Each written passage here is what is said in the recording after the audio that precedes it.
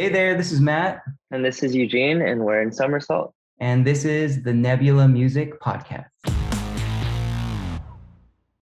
All right, what is up, everybody? Eddie Barco here once again, and welcome to the Nebula Music Podcast. You guys already know what to expect. I bring on some of the coolest, most talented, and influential musicians, artists, or anyone who's doing something amazing in the music industry. I have them on the show with the hopes of exploring their brain just for a little bit so that we can learn something new. Today, I am beyond excited because I have not one, but two guests simultaneously that's just going to bless the show. I'm very excited to have Matthew and Eugene from Somersault joining us today. How are you guys doing, man?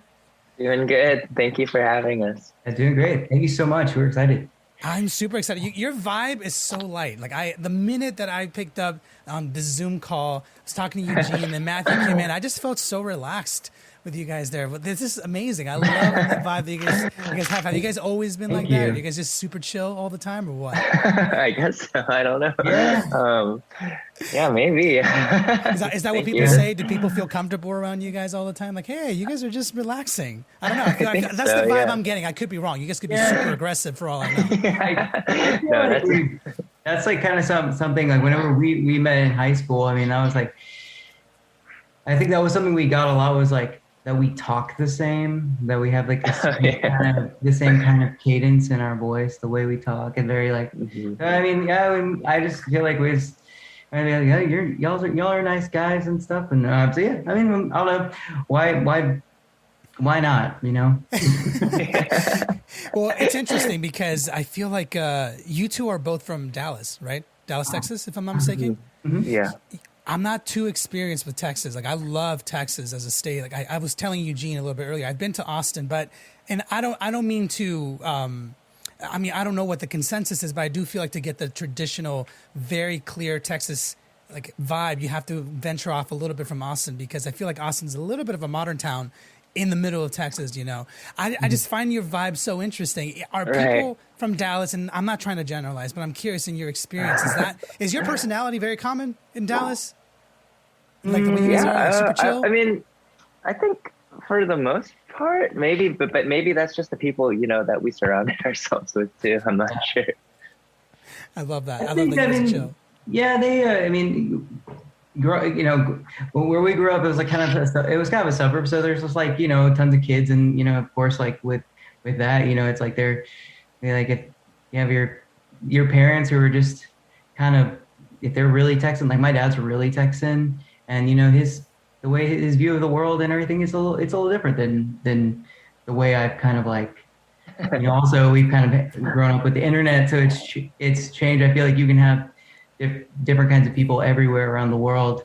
And you're like, wow, you're really cool. Like what? Like, but you're from way over there. And how did you become who you are? And so I feel like the internet definitely is like, you know, growing up with that's different than our parents. Yeah. So I mean, yeah, and so there are. I mean, I feel like we grew up with a lot of people that were similar to us in Dallas. Yeah. But then, yeah, of course, there are some that aren't. Yeah, for sure. Yeah. Well, it's interesting. There's for sure some very different people. Yeah, and that's the beauty of I feel like this. When you spend a lot of time traveling the U.S., you start to see a lot of like the differences when it comes to communities and stuff. But I do feel like, Matthew, you definitely nailed it right in. I think that's a very astute observation, that because of the internet, because of the technology, you can kind of become whatever you want no matter where you're at. Whereas just like 20 years ago, you're kind of confined to that little circle that you were born into. You didn't really have a choice. You were just there. If you don't mind me asking, and this could be just a very silly question, but when you said your dad's very Texan, I've heard this all the time, and people describe it in different ways. In your opinion, what does that mean? Like when someone's like very, very Texan, without sounding too cliche. Yeah, I mean, just that there's small town. My dad, I can't really do his voice. It's like. Matthew. He kind of talks like that, and but he's a country boy. He like was raised in Rockwall, Texas, with Heath, and so it's just like he grew up, and he said like, you know, he's like, they all had jobs when they were like 11, 12 years old. They were expected to. They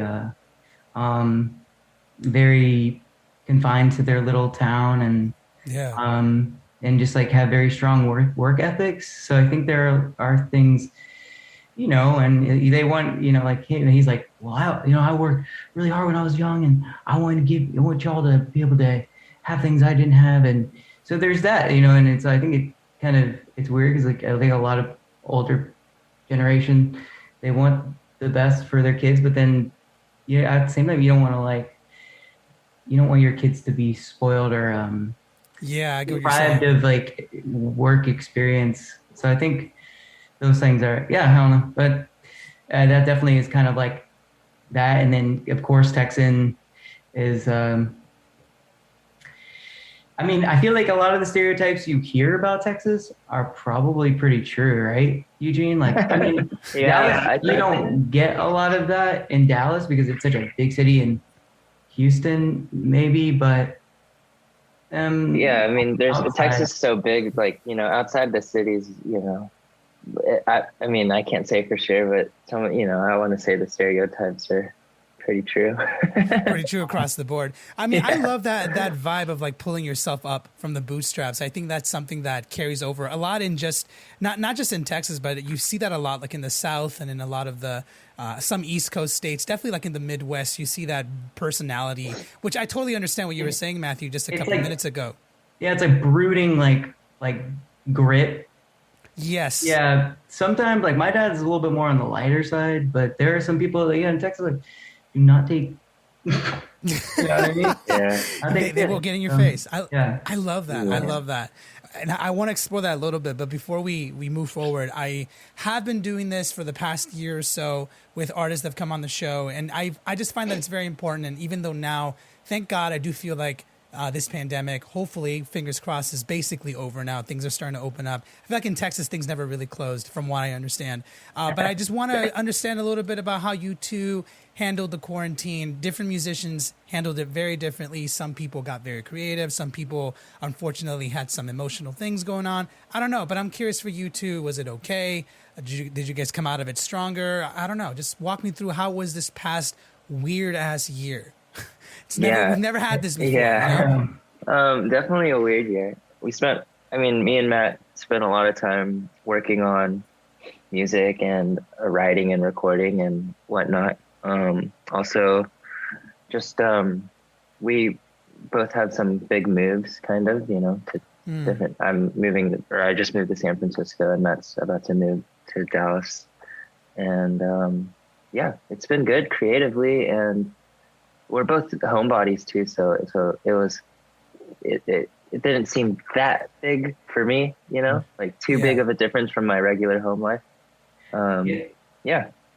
I think it's like you don't, if you're an introvert during the quarantine, or you don't realize how much of an extrovert a person you might be until like maybe like 2 months later after ordering favor and staying inside and just being like, ooh, I want to go outside, I want to mingle with people. Like, I mean, because we're both pretty introverted, and so I mean, I remember seeing like all those like memes of being like introverts, like, oh, this isn't bad news. I have to be quarantined, like, tight. Like, it was like that maybe for a little bit, but then Yeah. I think After a that minute, yeah. one thing I did realize, like my girlfriend kind of we talked through is like, yeah, you have music and you're able to kind of, this is maybe more your mental health may be able to be a little better because of that outlet. And I'll be like, well, I think that this could be a good opportunity for a lot of people to get into things that they've never explored. But some people, like that's like what they enjoy doing, and it kind of took me a little bit of time to like realize that like some people Yeah. love, like just social interaction, and that's a big part of their lives. And um, yeah, I can see how that would be like be pretty hard for a lot of people. But I mean, for us, I think it was a cool opportunity to just like learn a lot more about ourselves and musically and other ways. So. Yeah. And you're definitely right. I do feel like I'm going to give a brief shout out to somebody who was on the show a while ago, Emily Browning. Beautiful, beautiful guitarist, just very, very talented, beautiful soul. She described a little bit of what it might be like to be an introvert. Now, the reason why I bring this up, I'm not an introvert at all. Like I definitely classify myself as an extrovert, but I do find that the older I get, the more I see that we're all a little bit of both. You know, I feel like we all maybe lean more towards one side than the other, but we have those little versions. And I do feel like this pandemic brought those out, you know. So I love being around people, but there was this moment where I did get a little stir crazy. I don't know, maybe a couple months ago, once I was just like inside for a little bit too long. I'm wondering, if you don't mind me asking, you two seem like you're on the same wavelength in terms of like social ethics and all of that stuff. I'm wondering, when it comes to being introverted and it comes to like being musicians who you know, are classify themselves as introverted. I understand it, and I could be wrong, that introverted doesn't necessarily mean that you like to be lonely. It's just that you get more energy from being alone than being around people. Is that right, or am I wrong in that description? No, I mean, I think that's I think that's right. Yeah. It's not about being shy. I think it's more just about like, what kind of, and I don't want to say this is a bad, like, you know, a negative thing, but like what interests you, and and if like sometimes it's like I need, you know, I personally, I need to like go out and like I'm like, oh man, it's gonna be fun. We're gonna go out and hang out with some people and do this, but it's like my threshold for that is like only it's pretty small, that like I need to go back home and be like, oh, okay, I can like kind of breathe a little bit. And it's not it's not about being uncomfortable around people at all. I think we're just I think, you know, we both prefer to get things that we want to get done, and we're able to do that kind of more productively when we're at home. And we just love being at home because we have everything we want to do here. Like playing music and video games.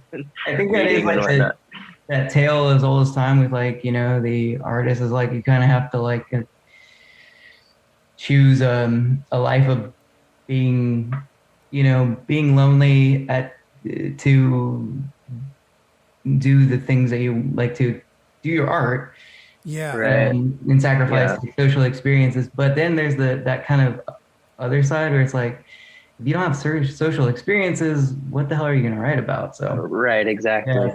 So there's both, you know.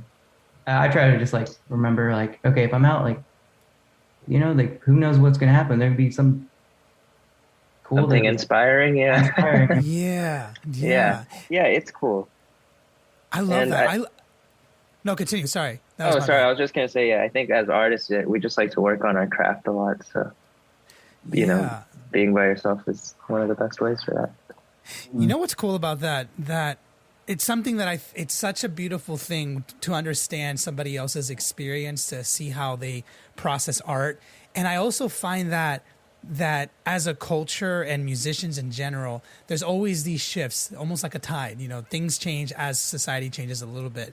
And I find, and I could be wrong, and I'm not sure if you guys even have thought about this, but based on my observations, I have found that the introvert over the past like maybe 5-10 years, I could be wrong, this is not a study, I just based on who I've talked to, the introvert has been shining a lot lately. And I say this because, like, when you think of the 80s, for example, you think of bombastic rock bands who just partied like crazy, and every night we're with people. And then you see this shift somewhere maybe in like the 90s to the 2000s, where like the songwriter kind of came forward and took over the scene a little bit. And now you see more of a mishmash. But I do find that the narrative has changed a little bit. Like, now it's no longer, you don't need to be that bombastic party crazy animal every day to be a good musician. Now it's almost like there's a split in a way. Why do you guys think that that's happening more so now than say 10 years ago? Because I do feel like it is happening, and I'm not a scientist, so guys don't criticize me on that. But in your opinion, I'm wondering, have you seen that, and do you agree with that, and why do you think that might be happening? I think there's, to an extent, I agree with it for sure. Like, there's definitely, maybe you see more of the introvert just because we live in the day of the internet. So that's true. Music and recording and putting out your music without a label, all of that's just so accessible now. And we're like, living in the moment right now. Like, everyone's just putting out songs, you know, just from their bedroom. So lots of. I think that's pretty much exactly my thought too. Yeah, and it's just Eugene nailed it. Yeah, I you love nailed that. it. Yeah. You know that your answers are just spot on. It must be the move to San Francisco. Exactly. It gave you Enlightened. this, it gave you this new heightened sense of knowledge. I'm wondering. I've listened to your music, and your music is so beautiful, and it makes so much sense that. Judging by your personality and just by speaking with you for like 20 minutes, there's this sense of camaraderie I sense between you two, but there's this sense of just peacefulness, which again, I could be wrong. You guys could be the most aggressive people on the planet. And I just don't know.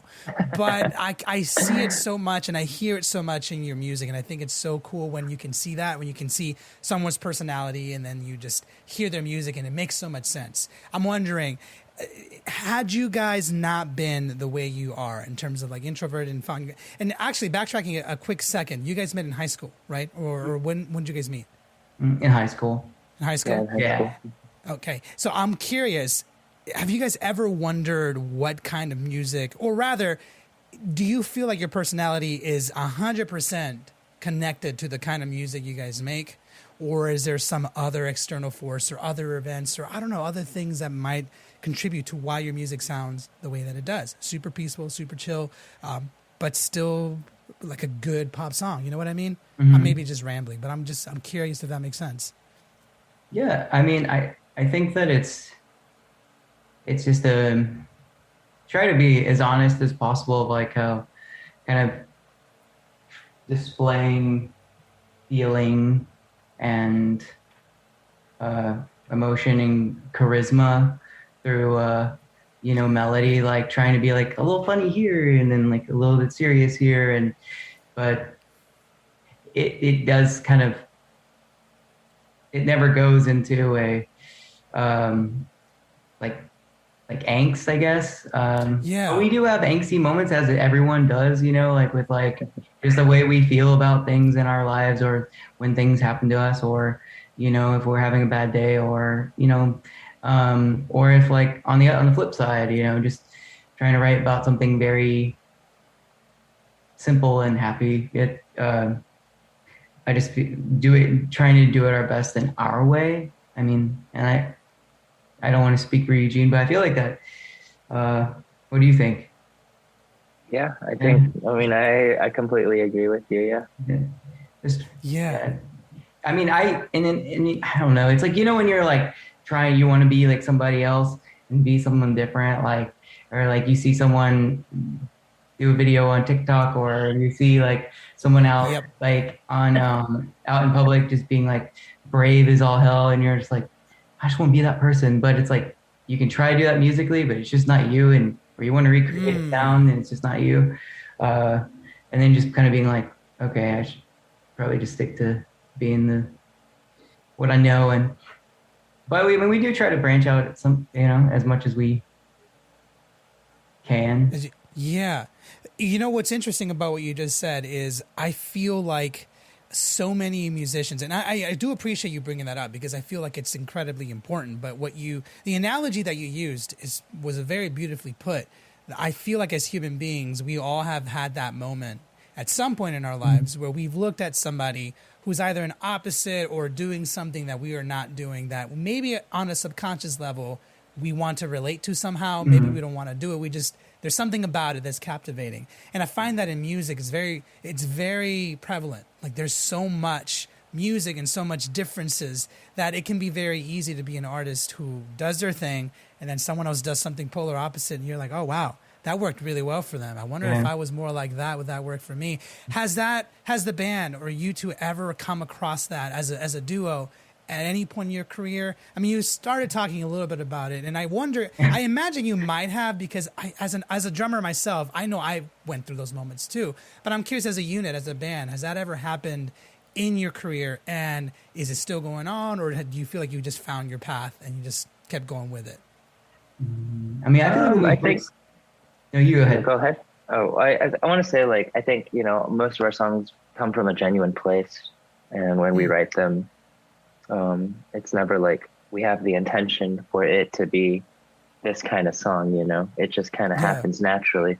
And there have been moments where we want to, like we talked about this kind of yesterday, how, like fans are always saying like, oh, this this song of yours from the past is like the best song, and like that's the kind of style of music you guys should be writing and whatnot, you know. But Ooh. you know, like we want to stay true to ourselves, and we want to write what makes us happy too. But with that being said, like, yeah, I guess it could be challenging to, you know, kind of replicate something you've done in the past. Yeah. Yeah. Yeah, I feel like as a unit, I don't know. I feel like we might have talked about this in the past, but you know, you go to festivals and there's always like some of those festival bands that like get people like crowd Yep. surfing and Yep. moshing, like the Yeah. OCs. They're like, you know, like the drums. I'm like, dude, I want to do that. Like that's sick. But you know, it's just like it's you know, It's not it's you. something we could you know, we Right. could try to do that. We've like been like, oh, we should write like fast, like kind of like upbeat, like kind of poppy songs. But you know, we will try. You know, I know. I feel like here in the near future, we'll try to do a few of the, you know, upbeat songs in like a new album or something. But not upbeat, but like I mean like like fast. You know. Yeah. And just see how it feels. But yeah, it's not like it's not natural right now. But Yeah. it is cool. Like when I see those bands, it is inspiring. Like I want Yeah. to for do sure. that one. Yeah, you could be literally across the festival and then you just hear all the cheers and you hear the noise of the giant rumble and you're like, what is going on? And you go over there It's and yeah, like you insane said, to watch. there's beach balls and people jumping Yeah, off the right. stage. And yeah, I can only imagine how not I don't know, like maybe intimidating that might be a little bit, especially if it's not something that you're natural to doing it, because I totally understand where you're coming from. On that note, I'm wondering, you mentioned something earlier. I don't remember if it was Matthew or Eugene, but you did bring something up, but I do find very interesting is the concept of when you build a very core fan base who loves you for who you are, especially if they've been there from the very beginning. I find that at some point you get to this fork in the road where you're succeeding, you're expanding, but you need to go a little bit farther, maybe a little bit faster, a little bit harder, whatever. And you face these challenges of adapting the music slightly while still remaining true to who you are. And I find that sometimes, not always, sometimes the original core fan base can get a little picky or a little like, like you were saying, I like that first song. That was like, that's my jam. That spoke to me. I want more of that. And there can be this struggle of trying to figure out where do I go from here so I can still keep that person, but still try something new, you know? So I'm wondering, do you guys find yourselves in that position a lot? Because I've listened to your music and I love it. It's awesome. But I do see like the little nuances here and there that you're trying to kind of add. So I'm curious, I'm assuming you might be in that spot. I don't know if you are. I don't want to assume. But I'm just curious, like, have you found yourself in that spot and how do you deal with that? I If that think makes sense. we definitely think about it, but when we're writing, I don't think we think about that at all. I think we just write kind of, and to I don't know, maybe not to satisfy ourselves, but just because that's what we're writing in the moment, and whether or not the fans like it or not, I don't even think about that sometimes. Like I just kind of just write what naturally feels good. And I mean, I think that there's also sometimes I think that it can be, like he said, it's not what we're thinking about in the moment. I don't think that we'll be like, oh, we need to actively be changing the way it sounds to kind of cater to a wide variety. I think afterwards they'll be like, oh, that is probably cater to a lot more different people, you know. But in the moment, I don't think it's like that. I mean, but what usually will happen is like we'll have like we like meet more friends as we've been, you know, getting older and stuff, and they're like, oh, here, like we'll add a little bit of this slide guitar or some synths or keys, and you know, or just find like cool little musical toys that we're like, oh, we should do something stupid with this. Yeah. And so those kinds of things, it's more just like in the moment kind of fun stuff. Then I think that later I think when it doesn't seem genuine, which can happen, I feel like does happen sometimes if we're like trying too hard, then I mean, I think that it's pretty noticeable. But I mean, Do you notice right away, or does it happen like after the song is done and you're like, wait a minute, I don't know, this doesn't feel good? Definitely not Like- after the song is done. I feel like it's like during like the process of just listening to it over and over while you're writing.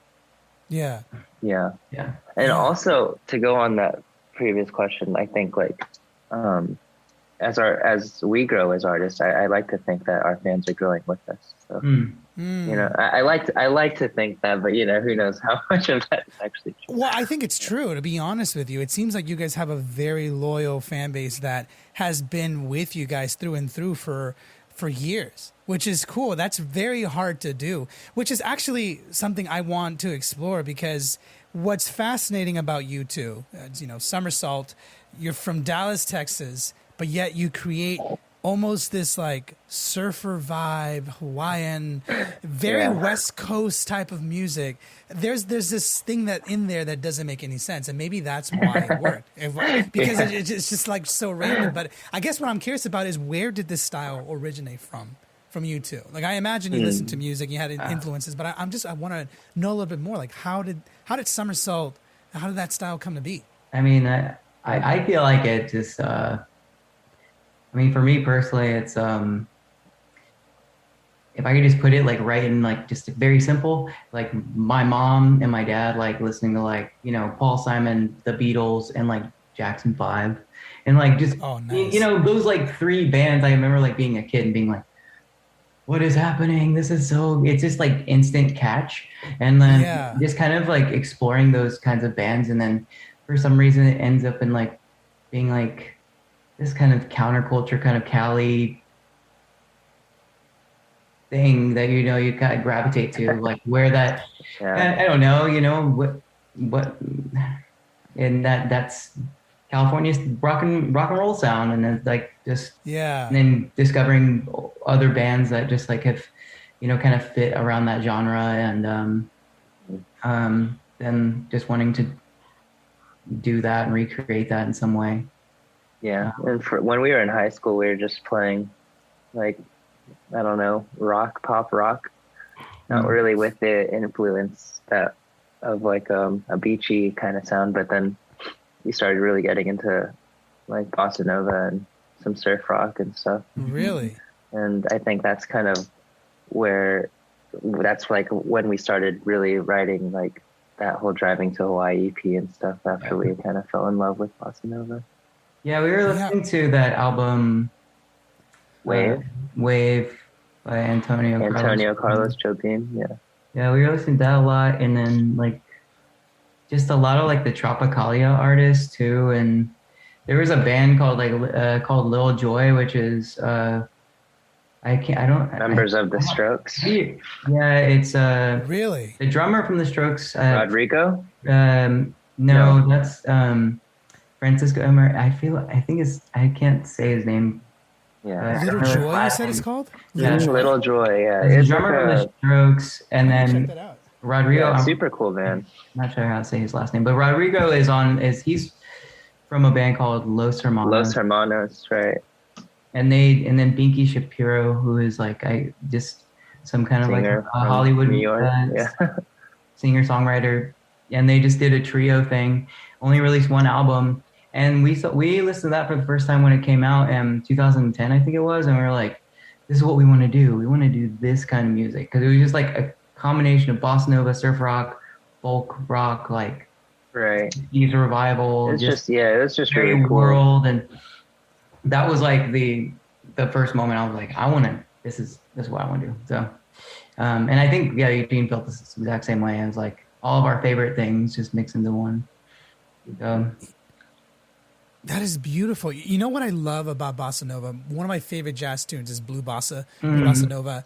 Beautiful song. And it's so crazy that you guys got into bossa nova, because it's such a, like you were saying, it's very tropical, but it's also very like South American, very, it's very prevalent in a lot of the Latin American countries. Maybe not necessarily as bossa nova, but like the groove elements are there in a lot of other music, like in boleros and what's the other style? It's slipping my head. Samba. Doesn't matter.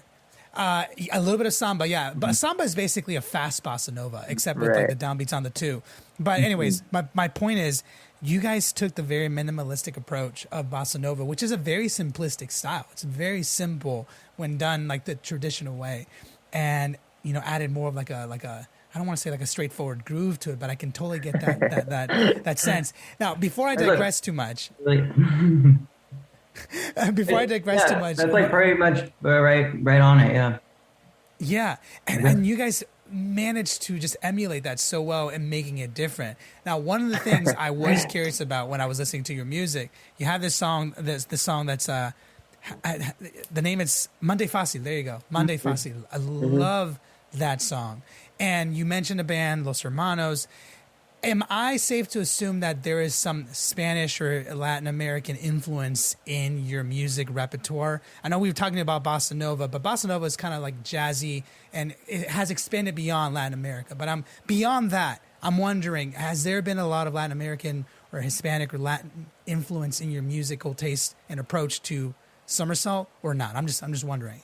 Yeah. Based on the song name, I wouldn't say like directly the like that we are like I want to like a genre of Hispanic music, or trying to emulate that, like, but like pick out pieces that I find that are like neat, and if I try it out and it seems to work. Sometimes it seems like not like it's genuinely for me, like if I can't play it, like even like bossa nova rhythms, playing while singing, that takes like super like talent, and so it limits like what we can do, and so I'm just like, I really like this, but I just want to do it. I'm just gonna be able to do it how I can with my skill level. But I would like to learn so much more about these genres of music. And I feel like I always say these names wrong, so sorry that if I do, but Gilberto Gil, like Gilberto, is it? Do you know how to say his name? Gilberto Gil. Gilberto Gil. Is that how you say it? Albert. I know in Spanish that the first name is Huberto, but I don't know what the last name is. Gil. It's Gil, but I always hear it pronounced differently. But anyway, so I listened to him, and I was like, oh, this is really, like, I love that, because I remember like Devendra Banhart came out with like his influences, like what his his main influences are for his music, and some of his songs were on there, and I was like, this guy's amazing, and that's like Tropicalia. And so then I found, Os Mutantes, and that Mondays Fácil lyric I heard in a song of theirs, but it's not even what they're saying. But I just was like thinking that it sounded really cool, like, oh, Monday's easy, and because like we always have this like bad connotation with the way the Monday blues, Monday or whatever, blues, yeah. So I was like, oh, that's cool, and it seemed to like go along well with that like kind of sunshiny Brazilian pop music. So when I found out that it wasn't what they were actually saying, I was like, I'm going to use that. But in a long that was a long explanation, but yeah, we do, but not like directly. Right. Yeah. Right. I'm wondering, Eugene, this was going to be more specifically for you, because I know you're the drummer. And I remember when I first started learning how to play like samba, because I'm a drummer. I think I mentioned that already. Bossa Nova is one of those, like you said, Matthew, it sounds simple, but it's not. It's very like syncopated. There's a lot of rhythms going on in every single limb, especially if you get really, really complex with it. But even the whole just basic concept of bossa nova is very difficult. I'm wondering, Eugene, was it hard for you? Well, actually, first of all, did you ever learn like the actual like traditional way of playing bossa nova at all? It's cool if you didn't. I'm just curious, like if you ever got to that point, or if you just decided just to more understand the nuances of it all just by listening to it. No, I never got any professional like training or anything with any style of drumming. Just more of listening and watching.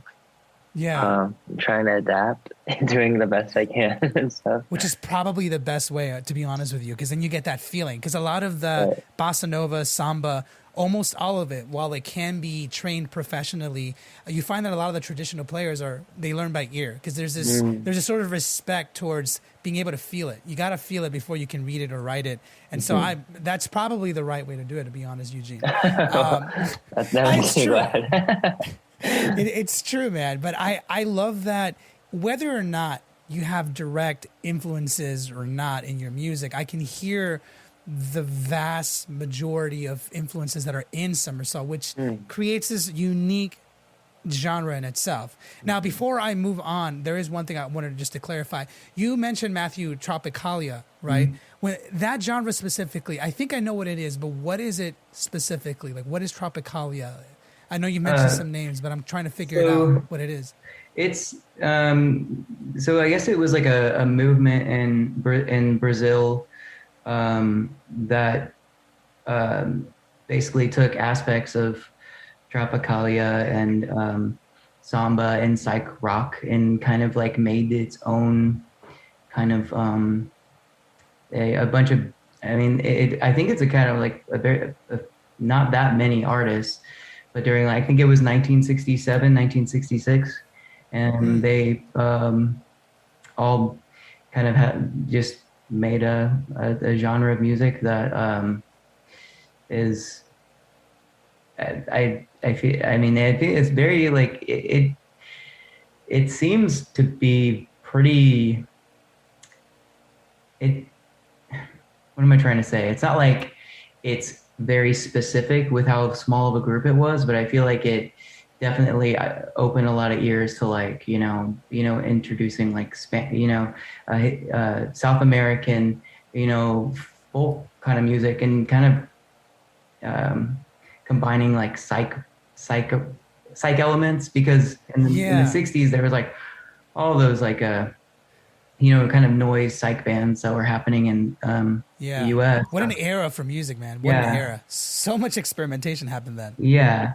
So I mean, if you look it up, and it'll explain more. And it says this is like psychedelic rock, bossa nova, samba, all those kinds of baroque pop. And it's all like it all happened in the '60s. But it's so cool. If you like, Caetano Veloso is one of the artists, and Tom Z. Gal Costa has that song "Baby." That's all part of that. And then, it's beautiful music. I'm learning a lot right now. I'm going to be checking out a lot of this stuff. 'Cause I eat all that stuff up. Like, I love learning about all these different movements that happen that really just influence who we are as musicians. And I do want to commend you two for doing that, because I find that on average, the easier thing to do is to just kind of listen to what's on the radio. And this is not me talking shit about anybody, but I just find that it's common. It's very common just to listen to the radio and then just make something from that. Makes sense. But you two just branched off completely to something. It's almost as if you grabbed the globe, spun it, and then landed in like South America. We're like, we're going to study this area. And I'm not saying that's what happened, but it seems like that. And it's just so cool that you guys did that.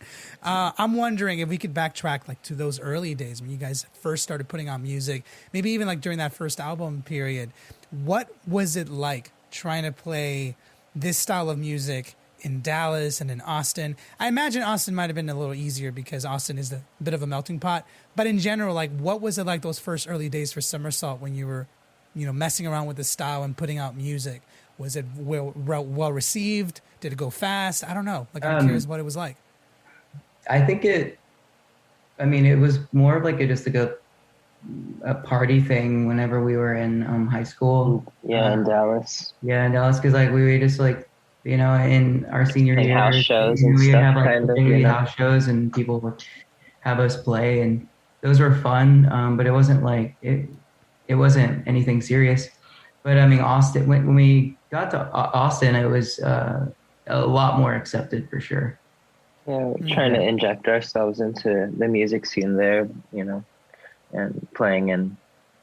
Well, I was playing in a lot of different bands at the time, and there's just a lot of musicians out there, and I think our music in Somersault was well received out there because not just because it was like something new, but also just because there are a lot of other indie bands playing down there. So Yeah. yeah.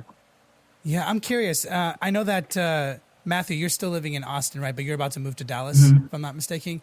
I'm curious, in your experiences, you two are from that area. I'm here in Los Angeles. I'm actually in the process of moving myself too. I'll tell you guys afterwards where I'm moving to. But it's like a bit of a surprise.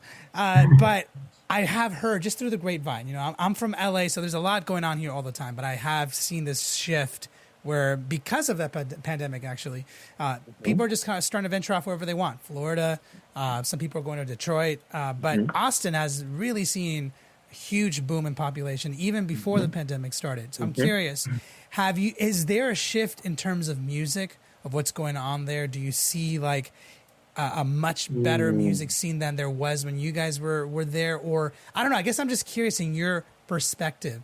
What is it like? Since seeing as you guys were probably there right as the boom started, or maybe even before. Yeah. I want to see what you think about it. I mean, when I first moved to Austin, which was like almost 10 years ago, you know, there's bands everywhere, and there's shows at every bar. And I think that till, you know, up until the pandemic really has just been growing nonstop. And, you know, there's always new artists coming in and out, and I mean, I really do think, I mean, I think that it's weird because you'll be able to find it anywhere in Austin. I'm sure that if you go and look at those music spots, you always find that there's like cool music happening. But I always kind of wonder that too, where it's like with the amount of people that are moving, how much, and like even like with the tech industry and the increase in like the with like the market, the real estate market, like how does that affect like, because artists typically don't make a lot of money, and they provide that culture that Austin's known for. So how does that affect it in the long run? And I mean, I would say it probably has affected Austin's, like its organic, like coolness, but it's still all over the place for sure. Yeah, there's still live music everywhere. Yeah. Especially now that, well, I don't, I mean, I personally don't mind, but but I think maybe that's because I came into Austin being that person too, Yeah, that's true. That's it. That's very well put. Yeah. So, yeah, that's very humble of you too. I think it can be very easy. I've been guilty of it too. I mean, I remember having a conversation like 2-3 years ago with I'm not sure if you guys have heard the Hollywood Undead, but they were on the show, and we talked. They're from LA, they're from North Hollywood, and we just spent like an hour talking about how we remember LA, how it used to be just 15 years ago, and obviously that dates me, but we talk about these vast differences. But then we end the conversation just talking about how it's something that you can't really change. Cities change all the time as things get popular. It's a good thing. It's a good thing that people are going out there to experiment, to just, try and make something happen with their art. It's kind of a beautiful thing. And that whole conversation humbled me, because I recognized that I was being a little too possessive over the city that I love. And I was mistaking my loyalty and love for, I mistook it for loyalty. But the reality is, I think growth and change, not only is it inevitable, but it's a good thing. And I'm glad that you're able to see yourself as part of that picture. And I'm curious, Matthew, if you don't mind me asking, why the move back to Dallas? Is it just to like continue growing or something? I don't know. Yeah. So the move back to Dallas is it's kind of, there are lots of different reasons. It's affordability.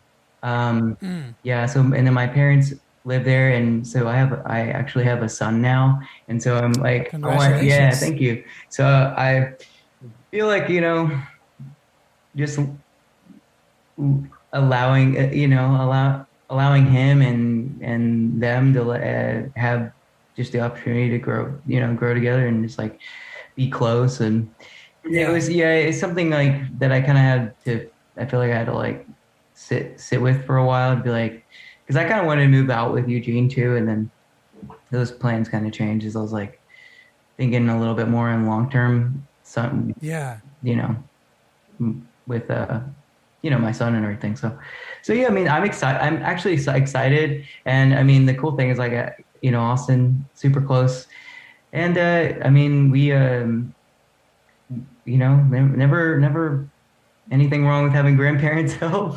So That's true. definitely, That is true. definitely have more plans to be able to go and visit Eugene, and yeah. Yeah. And Eugene, before the interview started, he was letting me know that he moved to San Francisco. I know that your girlfriend, Eugene, or your partner, works remotely, but I think she works in San Francisco. And then you're basically deciding just to go.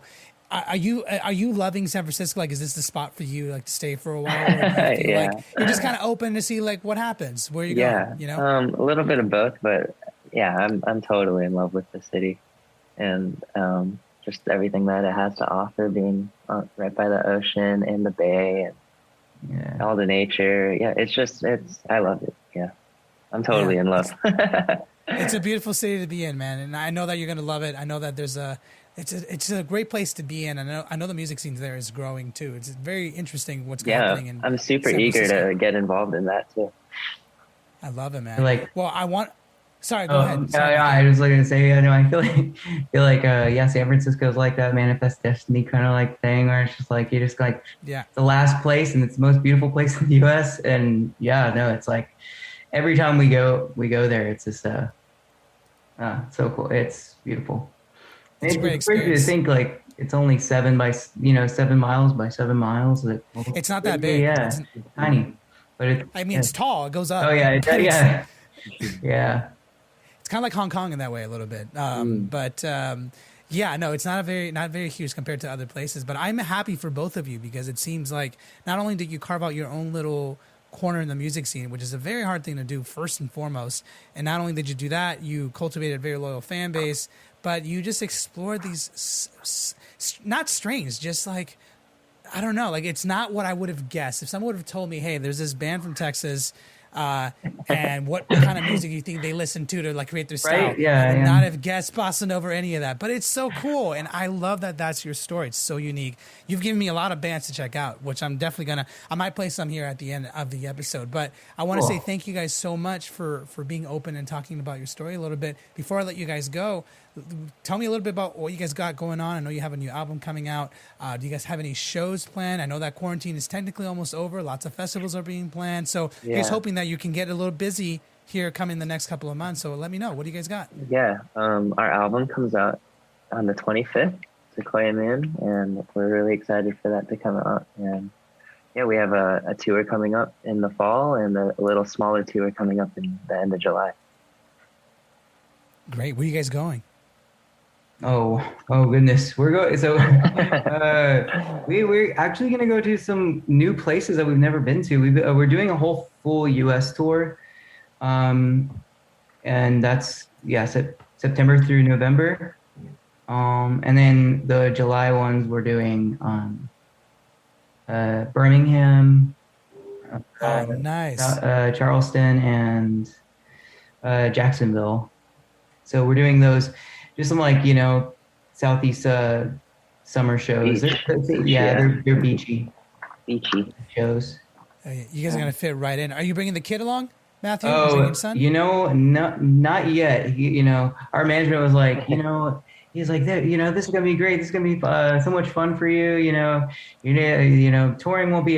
It'll be okay. Touring will be fine. Because I'm like, yeah, how am I gonna tour? And he's like, it'll be fine. The first 2 years might be hard, but then you'll have a van roadie, a little van baby. So yeah. Oh yeah. So I mean, he'll come along probably in because he's like 10 months right now, so probably give him another year. But but I'm excited about that. It'll be a blast, man. Yeah. I'm so happy for you two. You guys seem to be in such a good place, and that's always exciting for me to see when, whether it's a big band or an artist, just individual, whenever they're at a place where everything's good, they're working and they're happy, life is happening. Like that is the best thing you can see for an artist, and I'm really happy for you two. I thank you really so much. want to commend you two. Your Exciting. success is very well deserved. I love your vibe.